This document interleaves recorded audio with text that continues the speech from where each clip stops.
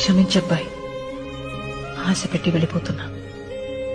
ఎందుకని అడక్కు, చెప్పలేను.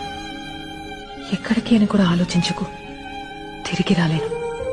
ఈ కొద్ది రోజుల మన పరిచయానికి ఏ పేరు పెట్టొద్దు. ఇదొక అందమైన అనుభవం అంతే. ఎప్పుడైనా నేను గుర్తొస్తే మాత్రం చిన్న నవ్వు రావాలి నీకు. నువ్వు నవ్వితే చాలా బాగుంది.